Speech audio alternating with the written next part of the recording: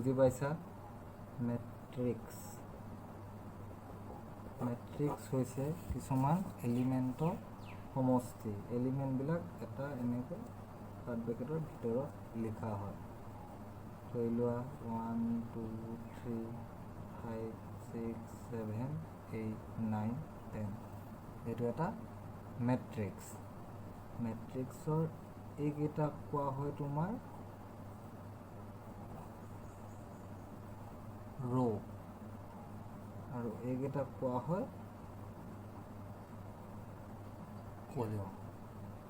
চ' এই ৰো আৰু কলিউম একেলগে এনেকৈ লিখাটোকে কোৱা হয় মেট্ৰিক্স চ' এই মেট্ৰিক্সটোত কেইটা আছে ৰো 3টা আৰু কলুম আছে 3টা চ' এইটোক কোৱা হয় 3 × 3 মেট্ৰিক্স ইয়াৰে প্ৰথমটো সদায় ৰো বুজায় সেকেন্ডটো সদায় কলম বুজাব ধৰি লও এইটো এটা মেট্ৰিক্স 1 2 3 5 6 7 ইয়াতে ৰো আছে 2টা আৰু কলম আছে 3টা চ' 2 × 3 মেট্ৰিক্স আজি পঢ়িম মেট্ৰিক্সৰ এডিশ্যন মেট্ৰিক্স প্লাছ কেনেকৈ কৰে মেট্ৰিক্স প্লাছ কৰিব হ'লে দুইটা মেট্ৰিক্সৰ এই অৰ্ডাৰটো 3 × 3 বা 2 × 3 এইকেইটা সেম হ'ব লাগিব তেতিয়াহে আমি মেট্ৰিক্স এটা প্লাছ বা মাইনাছ কৰিব পাৰিম ধৰি লও এইটো এটা মেট্ৰিক্স 1 2 3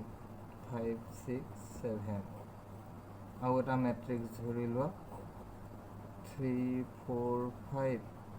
2 3 5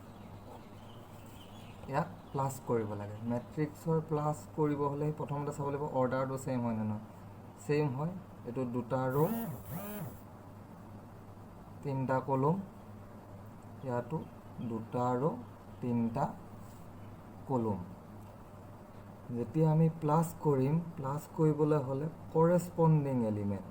ধৰি লওক ইয়াৰ ফাৰ্ষ্ট এলিমেণ্ট ইয়াৰ সেকেন্ড ইয়াৰ সেকেন্ড ইয়াৰ লগত এইটো প্লাছ হ'ব ইয়াৰ লগত এইটো প্লাছ হ'ব ইয়াৰ লগত এইটো প্লাছ হ'ব চ' ফাইনেল ৰিজাল্ট আমাৰ কি পাম 1 + 3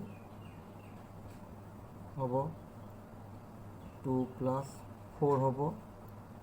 3 + 5 হ'ব নেক্সটটো হ'ব 5 + 2 6 + 3 7 + 5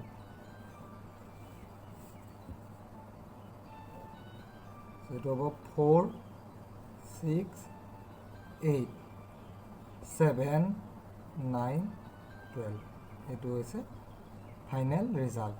ৰিজাল্টটো সদায় সেম হ'ব 2 × 3 বুজি পাইছা ঠিক তেনেকৈ মাইনাছো একে প্লাছ আৰু মাইনাছ য'ত প্লাছ কৰিছা তাত মাইনাছ হৈ যাব চ' এডিশ্যন আৰু সাবষ্ট্ৰেকশ্যন সিম্পল এটা মেট্ৰিক্স লৈছোঁ 3 4 5 6 মাইনাছ কৰিব লাগে 2 3 1 2